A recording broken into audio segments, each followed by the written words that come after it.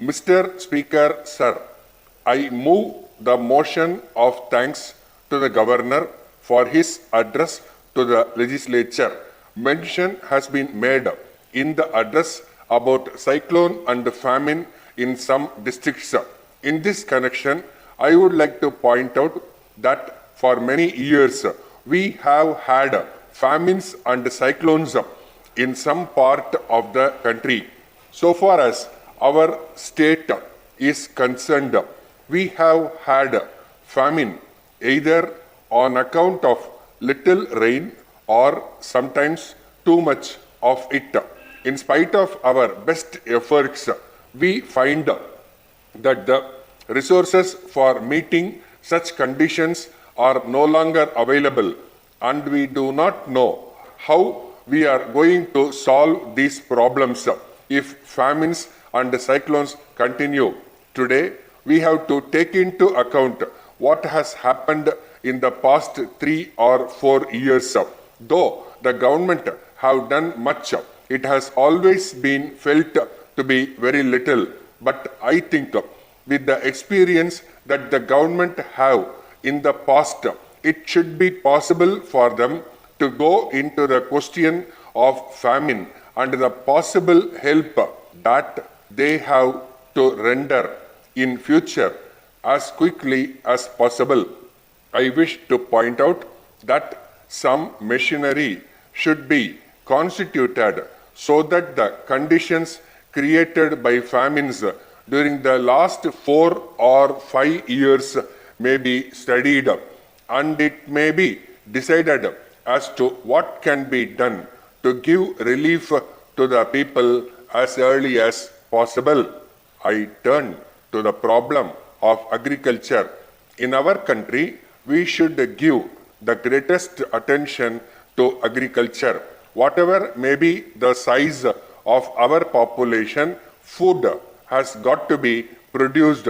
So far as our state is concerned, we have to intensify agricultural operations so that we may be able to grow much more than what we are doing now.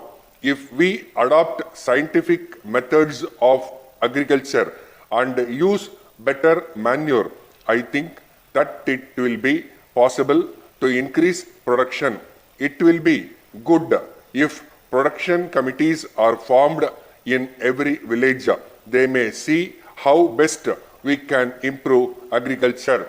The government may help them to promote the sale of improved seeds and better manure. If the government interference is reduced and the people are helped to help themselves, it will create the necessary enthusiasm for development. So far as irrigation projects are concerned, at present no new irrigation projects are taken up, and the work on the existing projects is being slowed down. In my opinion, slowing down any irrigation project on the ground of want of finance is not a sound policy. The greatest economy can be effected by completing the work so that the fields may be irrigated and production increased. I request that the irrigation schemes may be completed as early as possible, even by borrowing money if necessary. So far as electricity schemes are concerned, the government are trying to manage with the limited resources available.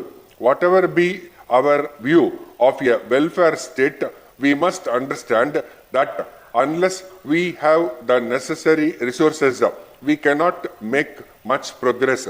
There is a general feeling that the resources of a government are unlimited. If it is understood that the resources of the government have to come from the people, it will reduce the demand on the government to take up this scheme or that. At the same time, the interests of no region should be neglected.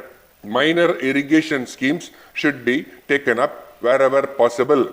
After attaining independence, we have seen great development taking place in the country. Of course, we desire more progress, but we have achieved so much progress in spite of all difficulties. Letter from Kumaran Publishers, New Delhi to Messrs. Jack and Company, Chennai.